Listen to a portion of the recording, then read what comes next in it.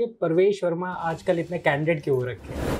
आपने केजरीवाल का नाम लिया। केजरीवाल आजकल ना बहुत अनप्रेडिक्टेबल हो गए हैं। ये केजरीवाल भी समझ नहीं आते। आपको क्या लगता है कि केजरीवाल अब क्या हो गए हैं? मैं पहली बार देख रहा हूँ कि आम आदमी पार्टी जो एक ईमानदारी की नींव से आई हुई पार्टी थी, जो अपने आप को दिखाती है कट्टर ईमानदार, वो सवालों से भाग रही है। आप पूछते हैं कुछ और जवाब आता है कुछ। एक नई चीज़ सुनने में है कि मोदी डर गए हैं, मोदी डर गए हैं। उस पर आप क्या सोचते हैं कि ये किस तरह की मानसिकता है इन लोगों की? मैं अपना देखता था कि पहले जो अपना बड़े बड़े हमारे पहलवान होते थे, तो एक किसी गांव में कोई हड्डी सा आदमी होता था 40-45 किलो का, और वो ऐसे बोलता था, ले आना उस पहलवान को, मैं उसे हरा दूंगा, चित कर दूंगा, ये कर दूंगा, मेरे में बहुत दम है।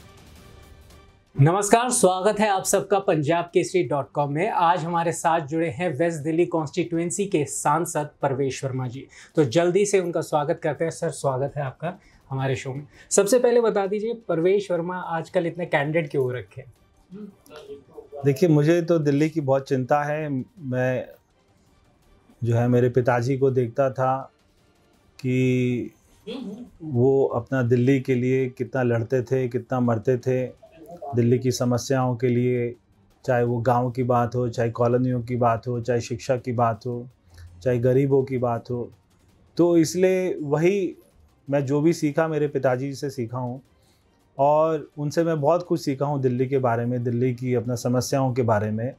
तो मुझे वो सारी समस्या बहुत अच्छे से मालूम है, चाहे वो ज़मीन की समस्या हो, चाहे वो किसानों की समस्या हो। तो इसलिए मेरा शौक़ है कि मैं कैसे वो समस्याओं से अपना दिल्ली की जनता को राहत दिला सकूं।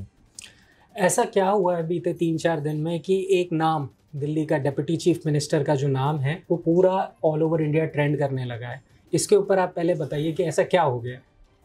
देखिए, दिल्ली में बहुत ही अजीब सी बात हुई कि जब आपको याद होगा कि अपना मार्च अप्रैल का महीना था 2021 का, और जो दिल्ली में कोरोना की पहली वेव आई थी उसमें तो इतना नुकसान नहीं हुआ था।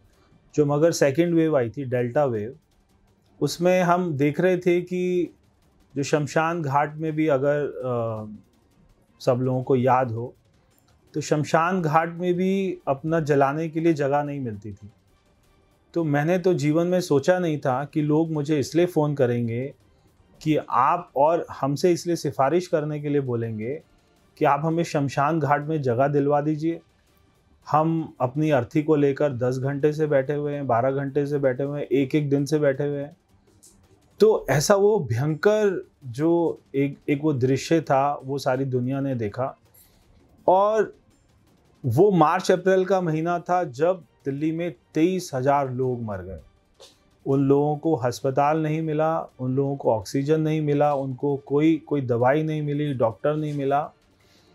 उस समय जब 23,000 लोग मर रहे थे, हॉस्पिटल की ऑक्सीजन की लड़ाई चल रही थी, लोग चिल्ला रहे थे, उसी समय दिल्ली सरकार के मुख्यमंत्री, उप मुख्यमंत्री और मंत्री और उनके ऑफिसर वो दिन रात बैठकर एक शराब की पॉलिसी बना रहे थे कि दिल्ली में शराब से रेवेन्यू कैसे बढ़े सरकार को। और अप्रैल के महीने में उसकी घोषणा होती है कि हम एक नई पॉलिसी लेके आए हैं। अब आप देखिए कि अखबार खोल रहे थे तो देख रहे थे वो भी मर गया। किसी को फ़ोन करते थे तो वो 2 मिनट के बाद में हमें बोलता था, पहले तो बोलता था कि हमें हॉस्पिटल में बेड दिला दीजिए। 2 मिनट के बाद में उसका कोई वो आता था, मैसेज आता था कि अब वो रहने दीजिएगा, हमारा आदमी चला गया। तो ऐसे लाशें गिर रही थी, और उसी दौरान में हमें एक आता है मैसेज, और अखबार से और सारे सोशल मीडिया से पता लगता है कि दिल्ली में नई शराब पॉलिसी आ गई है। तो मैं समझ नहीं पा रहा कि वो कैसे हैवान लोग होंगे, कैसे बेरहम लोग होंगे, जो लोगों के मरने के ऊपर में शराब पॉलिसी बना रहे थे, लोगों की चिताओं के ऊपर में शराब पॉलिसी बना रहे थे।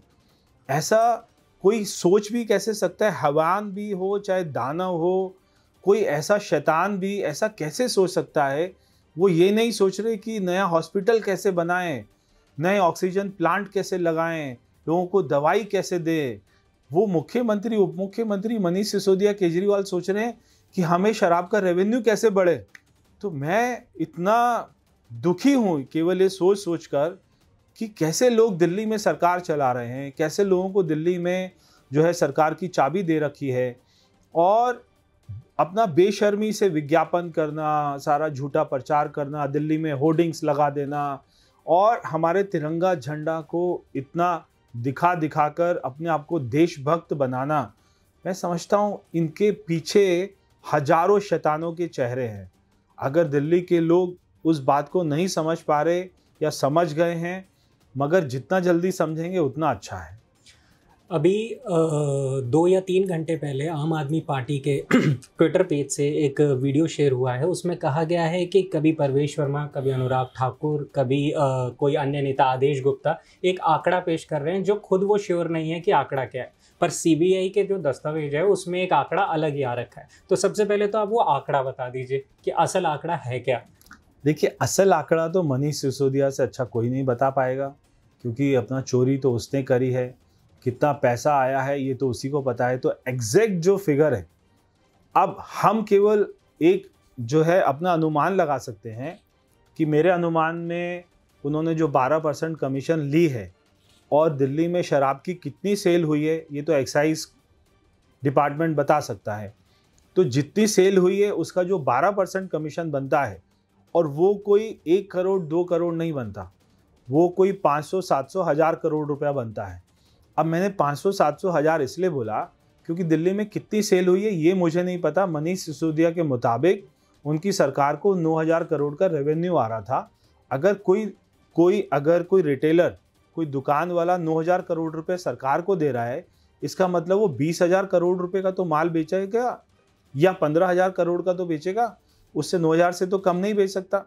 अगर वो 15,000 20,000 करोड़ का माल बेच रहा है तो उसका 12% का जो कमीशन है, यानी कि 1700 1800 2,000 करोड़ रुपया, उसका 6% सरकार ने, आम आदमी पार्टी ने कैश के माध्यम से लेना, ये पॉलिसी बनाई। अब वो हो सकता है मनोज तिवारी जी 200 बोल रहे हो सकता है मैं 500 बोल रहा हूँ। अब जो एग्जैक्ट फिगर है वो तो कैलकुलेशन के बाद ही आएगी, सीबीआई अपनी कैलकुलेशन कर रही है। और अगर आज कोई वो वाली कैलकुलेशन बता सकता है तो वो या तो केजरीवाल बता सकते हैं, क्योंकि अकाउंट्स जो वो बोलते हैं मैंने पढ़ा है, इनकम टैक्स जो है कमिश्नर वो रह चुके हैं, तो उनसे अच्छा तो कोई आंकड़ा बता नहीं सकता। या वो मनीष सिसोदिया बता सकता है कि असल आंकड़ा क्या है।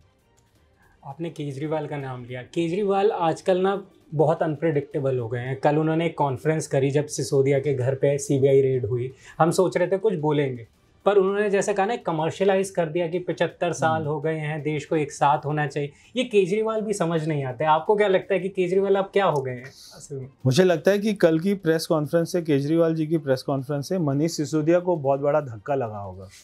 मनीष सिसोदिया सोच रहे होंगे कि मेरे लिए कोई बचाव में उतरेंगे।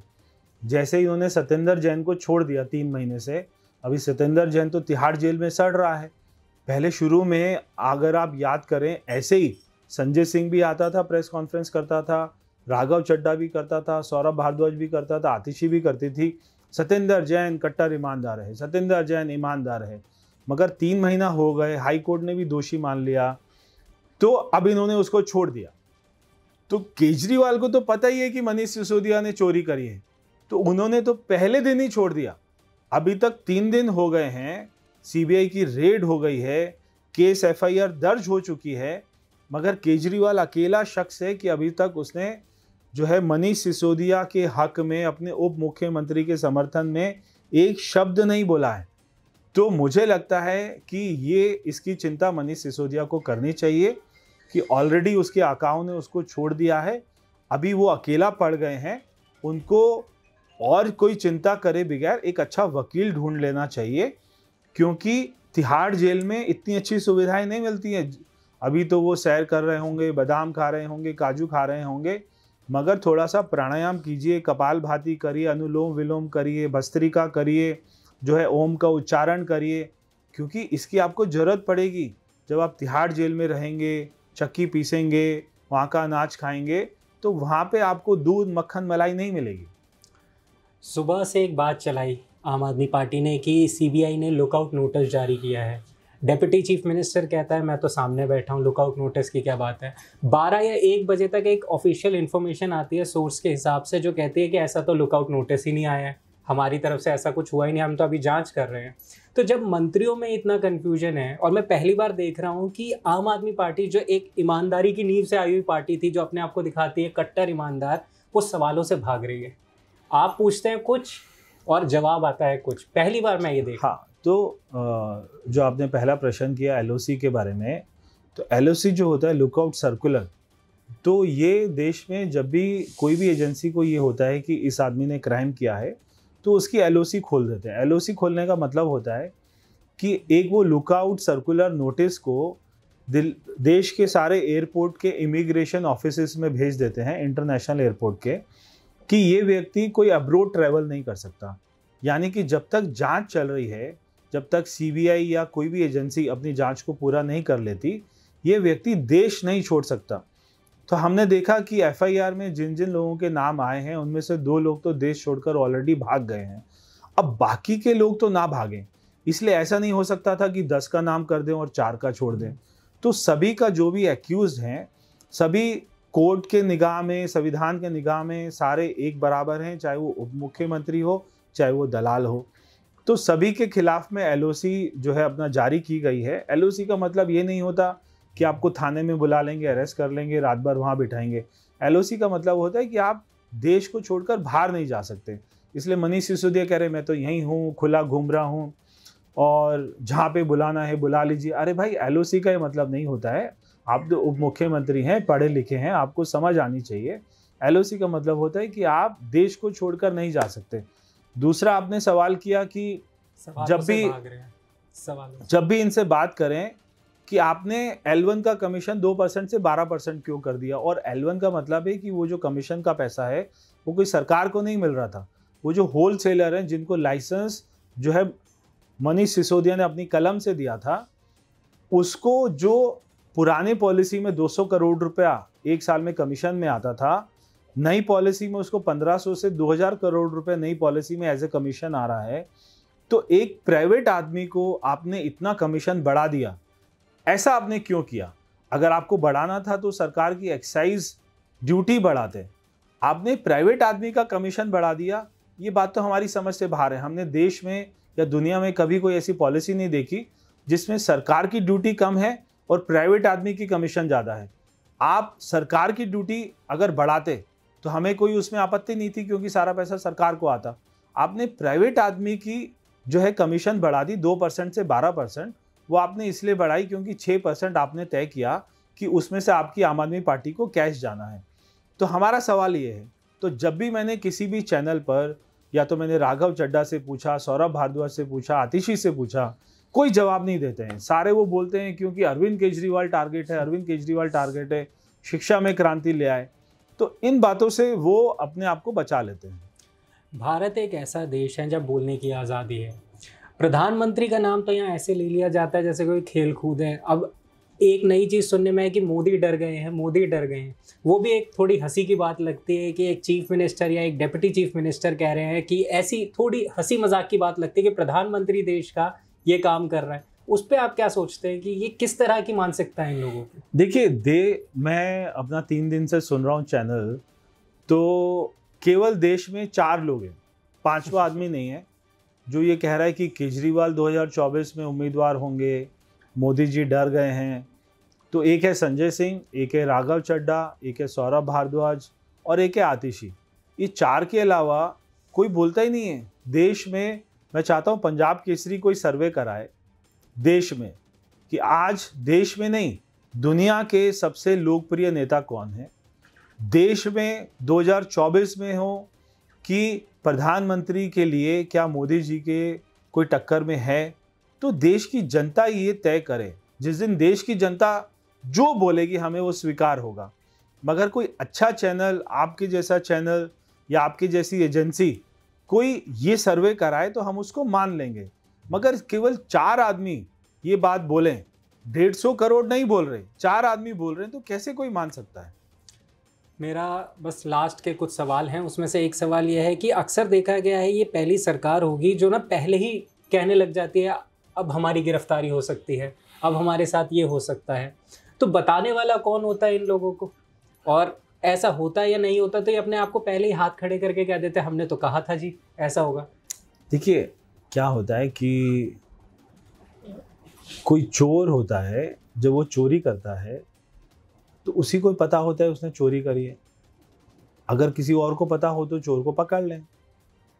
तो चोर को पता होता है कि मैंने चोरी करी है और शायद वहाँ पर कोई सीसीटीवी लगा हुआ था, शायद मुझे किसी ने देख लिया था, शायद मैं पकड़ा जाऊंगा। तो ये चोर ही बता सकता है कि शायद मैं पकड़ा जाऊंगा, शायद मेरे घर पे जो है पुलिस की रेड हो जाएगी, शायद मैं जेल चला जाऊंगा। तो केजरीवाल ये बात इसलिए बताता है क्योंकि उन्होंने चोरी करी है। अगर चोरी नहीं की होती तो केजरीवाल बोलता हमने चोरी नहीं करी है, आपको हमें पकड़ना है पकड़ लीजिए, मगर साबित करके दिखाइए। मगर चोर ये बात बोलता है कि मैंने चोरी करी है। और जब एक चोर नहीं हो, ज़्यादा चोर हो, तो एक चोर वो दूसरे के बारे में तो बता ही सकता है। क्योंकि अरविंद केजरीवाल एक ऐसा मुख्यमंत्री है जिसके पास में कोई विभाग नहीं है। तो चोरी वो नहीं कर रहे हैं, साइन वो नहीं कर रहे हैं, मगर जो मास्टरमाइंड है वो अरविंद केजरीवाल है। क्योंकि वो किंग मेकर पीछे बैठा हुआ है। और क्योंकि इनकम टैक्स कमिश्नर रह चुके ना, इतना अकाउंट्स तो किसकी समझ में आएगा जितना उनकी समझ में आता है। तो वो बार बार 6 महीना पहले बोला मुझे लगता है सतेंद्र जैन जेल जा सकता है। सीबीआई एकदम से आंखें खोलती है कि अरे कुछ ना कुछ तो होगा, अरविंद केजरीवाल ने बोला है तो उसको सतेंद्र जैन को पकड़ते हैं तो मिल जाता है कुछ ना कुछ। फिर अरविंद केजरीवाल बोलता है मुझे लगता है कि मनीष सिसोदिया जेल में जाएगा। फिर सीबीआई कहती है अरे अगर ये बोल रहा है तो कुछ ना कुछ तो होगा। तो वो फिर अपना मनीष सिसोदिया के पीछे लग जाते हैं। तो सीबीआई का जो असली इन्फॉर्मर है वो तो अरविंद केजरीवाल है। अब हो सकता है कि जैसे उन्होंने प्रशांत भूषण को निकाल दिया, योगेंद्र यादव को निकाल दिया, जो है किरण बेदी को निकाल दिया, कुमार विश्वास को निकाल दिया, तो उन्होंने इतना शिक्षा क्रांति, हेल्थ क्रांति कर करके दोनों सतेंद्र जैन और मनीष सिसोदिया को इतना पॉपुलर कर रहे थे, तो उनको खुद ही डर लग रहा था कि ये कहीं मुख्यमंत्री ना बन जाए, ये कहीं मेरे से बड़े नेता ना बन जाए। तो उन दोनों को जेल डाल दिया। अब वो कहेंगे दोनों जेल जाएंगे, 3 महीने से तो एक आदमी बैठा है बेचारा जेल में। अब जब वो मनीष सिसोदिया भी जेल में जाएगा, फिर वो एक दिन दोनों को निकाल देंगे मंत्री पद से, कहेंगे देखिए मुझे भ्रष्टाचार पसंद नहीं है, मैं किसी कोई भ्रष्ट आदमी को, मंत्री को अगर आरोप सिद्ध हो गया मैं उनको रखूंगा नहीं और मैं ईमानदार हूँ। तो ये उनका सारा ड्रामा है।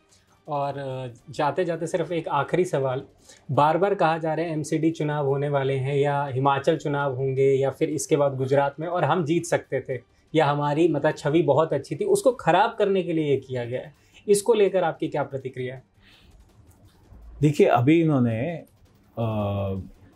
एक तो ये अभी तक देश में 2 राज्यों में चुनाव जीते हैं। एक तो दिल्ली में 15 साल से कांग्रेस की सरकार चल रही थी, हमारी सरकार नहीं थी, तो ये दिल्ली में चुनाव जीते। तो ये नहीं कह सकते कि इन्होंने बीजेपी को हराया, ये कांग्रेस को हरा कर आए थे। पंजाब में हमारी कभी सरकार बनी नहीं, हम वहाँ पे कभी सत्ता में नहीं आए, तो वहाँ पे उन्होंने अकाली को हराया, वहाँ पे उन्होंने कांग्रेस को हराया, वहाँ पे जिनकी सरकारें बनती आई थी। तो इन्होंने बीजेपी को हराया कहाँ है आज तक? इन्होंने ये गए बीजेपी को हराने के लिए गोवा में, इनकी जमानत जब्त हो गई। ये बीजेपी को हराने गए जो है उत्तर प्रदेश में, जमानत जब्त हो गई। ये बीजेपी को हराने गए उत्तराखंड में, इनकी जमानत जब्त हो गई।